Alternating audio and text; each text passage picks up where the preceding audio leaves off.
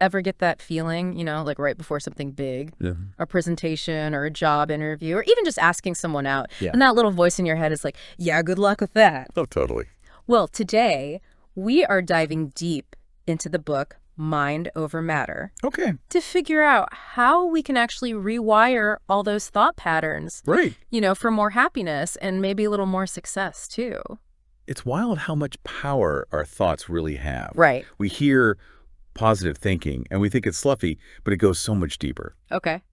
This book, Mind Over Matter, gets into like the actual science of it all. How our thoughts actually affect our emotions, like physically, then our actions, and then the results, what we see in our lives. So it's not just about slapping on a smile and pretending everything is perfect. No, not at all.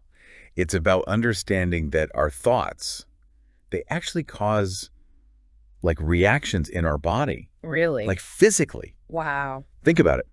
You're about to give a big presentation. Your head is like, I'm going to mess this up. I'm going to mess this up. Yeah. Your body thinks there's a threat. It really does. Oh, like that feeling in your stomach? Yes, exactly. I always thought those were just nerves. It's cortisol, the stress hormone. Your heart's racing. You might sweat. Oh, wow. It's fight or flight, right? So my brain is basically telling my body to freak out, even though I'm just standing here? Yes. And on the flip side, when you're thinking positive, confident thoughts, your body's pumping out different dopamine, the good stuff, the pleasure, the reward. It's like a mini celebration in your brain. Okay, that makes sense. But how do we control it? It feels like they just appear sometimes, those thoughts. Right, and that's where cognitive restructuring comes in. Cognitive what? It's about learning to identify and then challenge those automatic negative thoughts. So like hitting the pause button on the negative thought spiral. Exactly. We get stuck in these thinking traps. Stonehouse calls them cognitive distortions. Okay. Things like catastrophizing. Catastrophizing. Assuming the worst will always happen. Oh, yeah.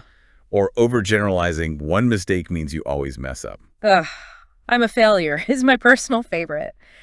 So how do we restructure those thoughts? You ask yourself questions.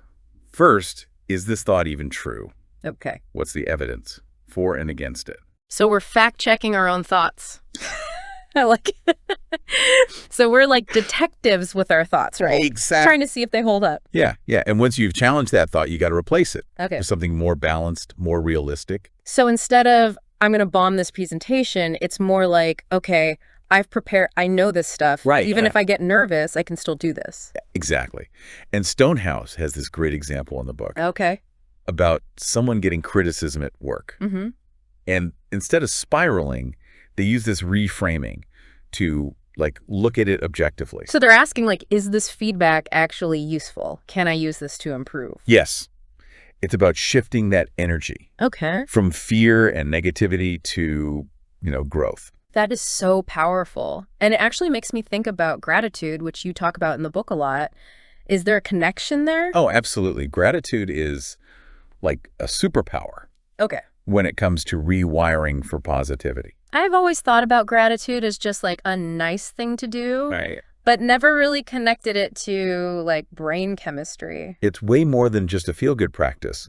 When we're grateful, our brains release dopamine, that feel-good chemical. So we're giving our brain a reward for focusing on the positive. Exactly. And beyond just the chemicals, gratitude changes our perspective. Okay. It takes us from what we lack to what we already have. Right. It helps us see the good, even when things are hard. That's so true. But how do we actually make it a habit? I've tried those gratitude journals before. Yeah. And I forget after a few days. Consistency is key. Yeah. One thing Stonehouse says is to be super specific. Okay. So instead of, I'm grateful for my family, right. Try, I'm grateful for my sister's laugh, I'm grateful that my partner made dinner, something specific. Oh, I like that. It makes it so much more vivid. Right. Really? And it doesn't have to be just writing. Okay. You can bring gratitude into your life in so many ways. Yeah, that's true. Maybe take a moment to just appreciate the sunrise. Yeah. Or thank a coworker. Little things. Stonehouse talks about acts of kindness too, right? Yeah. As a way to cultivate gratitude. It's like they say it's better to give than to receive. Right. And the science backs that up. Doing kind things actually makes us happier. Wow. It's a win-win. Yeah. We're spreading good vibes, but we also feel better. Doesn't have to be anything huge either, right? No, not at all. Just small gestures. A genuine compliment, offering to help someone, right? Just listening. Right. These little things, they all have a ripple effect. I love that. Makes their day better, makes our mood better. Positivity spreading like ripples in a pond. But speaking of which, Stonehouse talks about that too, right? Our positivity being contagious. It really is amazing how powerful those little acts of kindness can be for everyone involved. But let's be real for a sec. Yeah. Life, it's not always, sunshine and rainbows. Definitely not. So how do we deal with those tough times, those challenges, without spiraling? That's where resilience comes in. Okay. Our ability to bounce back, Right. And Stonehouse has a whole chapter on this because it's something we can actually build.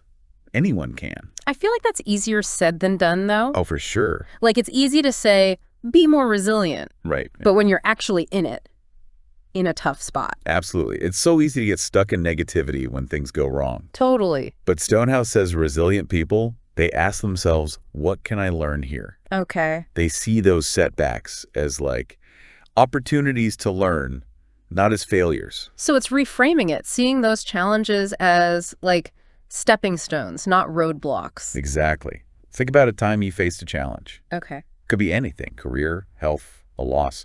Looking back, did it shape you? Yeah, absolutely. Going through a tough breakup, it was awful at the time, but it made me realize what I wanted in a partner, and I built up my confidence. There you go. Yeah. It's not about avoiding the hard stuff.